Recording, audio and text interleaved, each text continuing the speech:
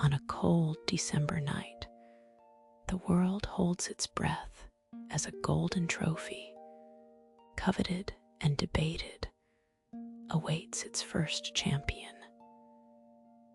The lights dim and the room falls silent. The spotlight finds one person, and a small golden ball is placed into two waiting hands. Those hands belong to the legendary.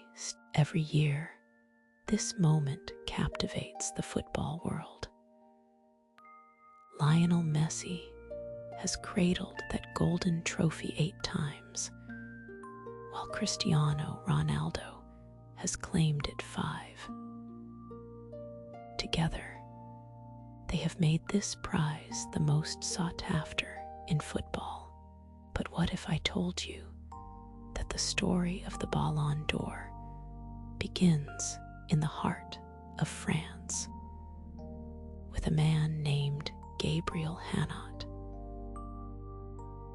Born in Arras, France in 1889, Hanot grew up in an era when football was still a young sport. There were no global broadcasts or packed stadiums.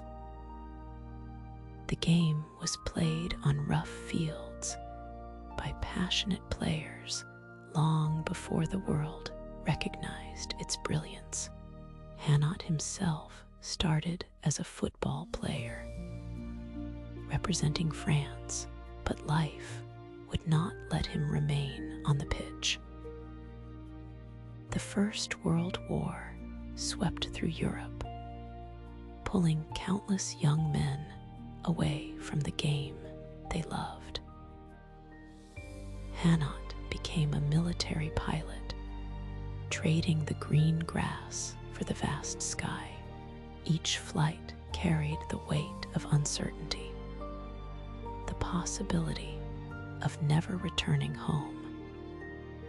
When the war ended, Hanot returned to football, only to face another twist of fate. An injury cut his playing career short. For many, this would be the end. But for Hanot, it opened a new chapter. He shifted his focus, becoming a journalist who would change the year after year. Hanot's voice grew in the football world. He understood the game from the inside out. He knew the feelings of the players and the significance of every match. He believed football deserved more than mere opinions. It needed standards, comparisons, and one crucial question answered. Who? This question lingered in Hanot's mind. It would eventually ignite a revolution in football. But before the Ballon d'Or, he had already dedicated himself to enhancing the sport, one idea at a time. At the newspaper L'Equipe, he didn't just report. In 1930, Hanot initiated a competition aimed at discovering hidden talent. Years later, one of those young players was Remo Coppa, who would himself become a Ballon d'Or winner. Hanot believed that football should be treated as a profession, with fair pay and responsible. In a time when few cared, he championed women's football. His motivations were never rooted in fame. He fought for a game that belonged to everyone, a game for the passionate, the gifted, the overlooked. Throughout his life, he quietly opened doors for others to walk. Then, in 1949, a pivotal moment unfolded. As coach of the French national team, Hanaud witnessed a humiliating loss to Spain. Following the defeat, a nameless article appeared calling for his resignation. The piece spoke not only of a coach's failure, but of a need for transformative change. The day after it was published, Hanaud resigned without a word. No drama, no argument, just a quiet exit. Even then, he prioritized the future of football over his own position. 5 years passed. It was December 1954, and Hanaud, now 65, remained devoted to the game he loved. One winter morning, an English newspaper landed on his desk, proclaiming Wolverhampton Wanderers as world champions after a friendly match. Hanaud read the headline twice before calling Wolverhampton the best. He argued they must prove it across Europe, not in one match, but over an entire season. This belief propelled him and colleague Jacques Ferrin to create a competition that would forever alter football. In 1955, the European Champion Clubs Cup was established, known today as the UEFA Champions League.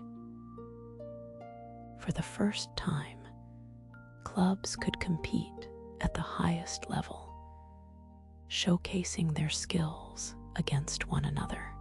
But if clubs could be compared with the new competition in place, the question that had haunted Hanaud for years resurfaced: who is the best player? In 1956, through the influence of journalists across Europe, they birthed a new award, the Ballon d'Or, translated simply as the gold. This trophy was a dream that would resonate with millions of children.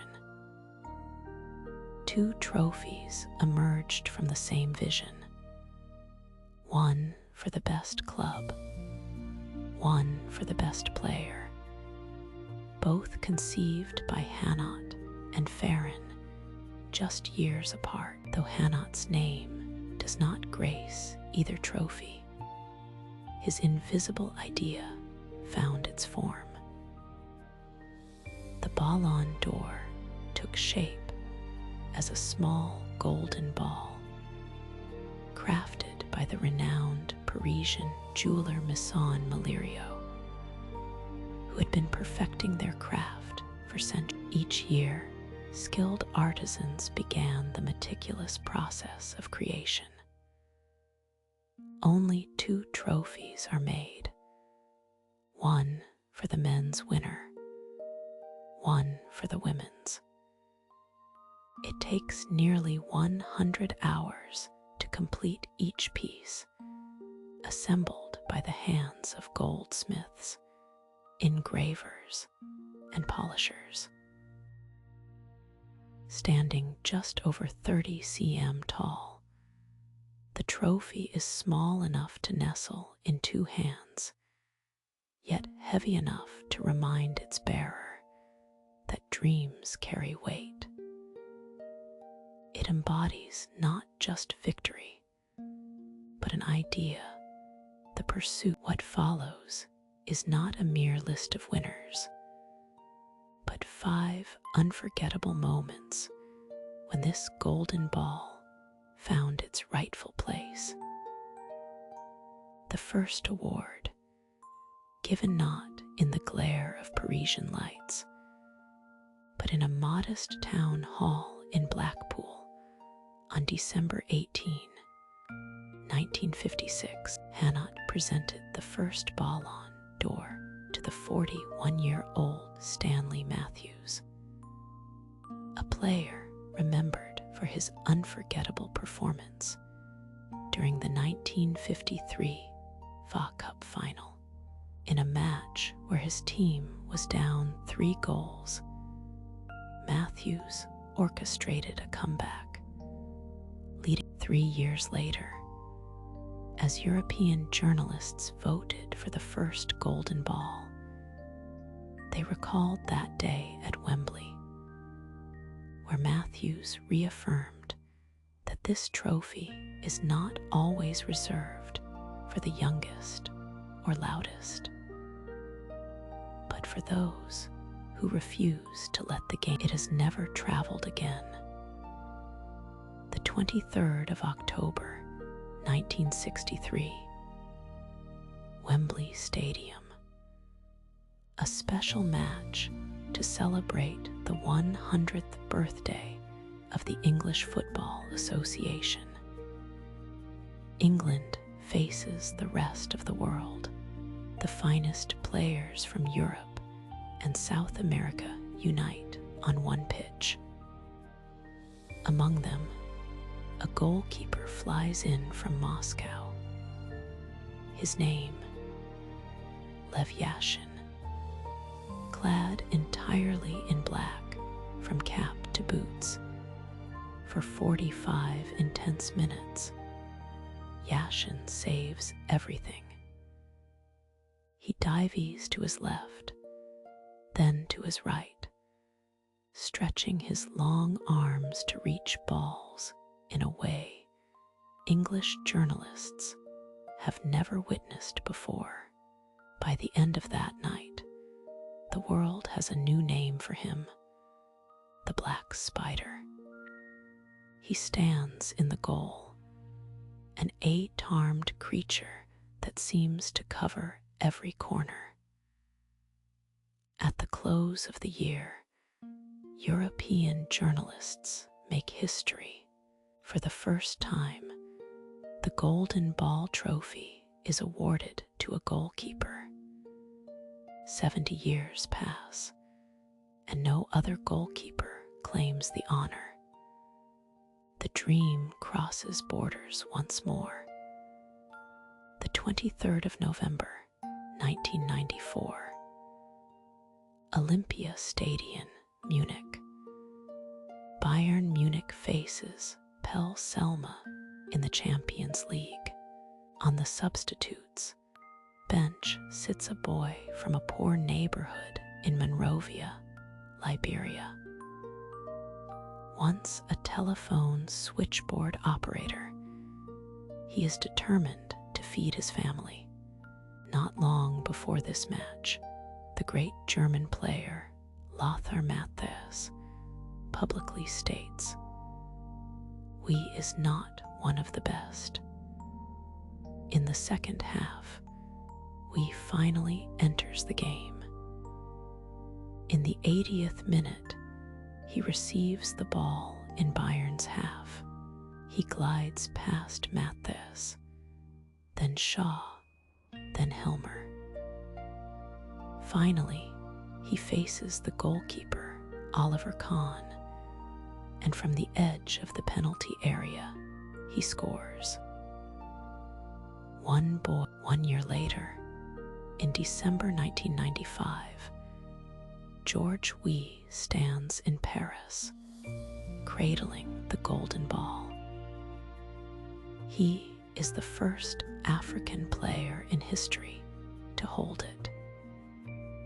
More than 30 years later, he remains the only one. This fact lingers in the mind. A whole continent, 3 decades, the new century ushers in yet another kind of superstar. The 30th of January, 2008. Old Trafford, on a cold English night. A free kick awaits 25 meters from goal against Portsmouth. Cristiano Ronaldo stands over the ball, just 23 years old. that season, he has already left English defenders questioned. With a few short steps, Ronaldo strikes. The ball rockets off his boot, soaring over the wall of defenders. At the last moment, it dips impossibly under the crossbar, finding the top corner. The goalkeeper, David James, scarcely moves. There is nothing he could do. That season, Ronaldo scores 42 goals, leading Manchester United to the Premier. At the end of 2008, the small golden ball is placed into his hands. He is the first Manchester United player to claim it since George Best, marking a 40-year gap. Somewhere, an old idea from a French journalist has blossomed into the prize that then comes the night that echoes in the minds of millions. The 18th of December, 2022, the World Cup final in Qatar. Argentina faces France. Lionel Messi has spent his career chasing this singular trophy since Diego Maradona in 1986. Argentina has longed for victory. Enduring in that final, Messi scores twice, then adds another in the penalty shootout. Every touch of the ball makes a nation hold its breath. Argentina triumphs. For a fleeting moment after the final whistle, the small boy who left home at 13 stands still on the pitch, clad in a black Qatari robe over his blue and white Argentina shirt. He kisses the trophy, lifting it high above his head. 1 year later, in Paris, Messi receives his 8th golden ball, more than anyone in the history of football. The small golden ball has traveled a long way from a town hall in Blackpool. Over 67 years, countless hands have held it. Each year it seeks out those who refuse to let it. Messi, Cristiano Ronaldo, and many others have cradled that trophy. Yet, before each one stands a man in Paris, quietly at his desk, a typewriter, an idea, a belief that football deserves something beautiful. Millions recognize the trophy, but almost nobody. Gabriel Hanot passed away on August 10, 1968, at 78 years old. In his hometown of Arras, there is no statue, no street bearing his name, no stadium, no plaque to commemorate him. This is where he was born, where his love for football began. A quiet idea that transformed into the most watched club competition on the planet.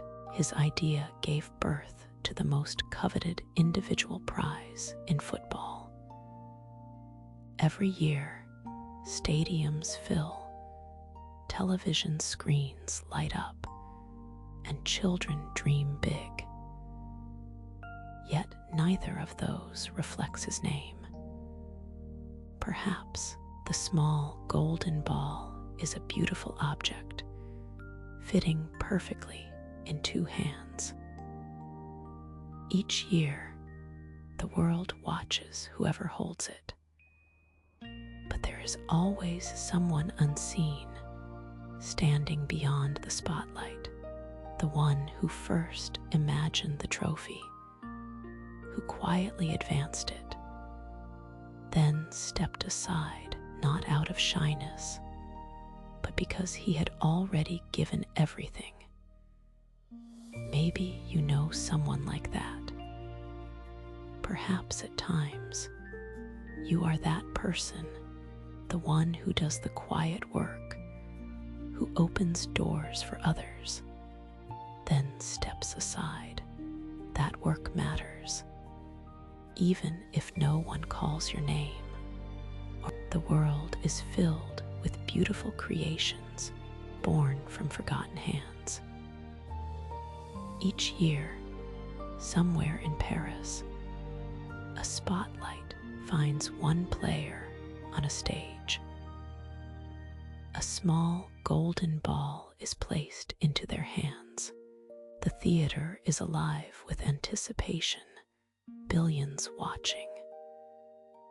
Yet, far away in a hushed town, the streets remain quiet. No statue, no street, no monument to tell his story, yet the light shines on, ignited by Gabriel Hanot. And every year,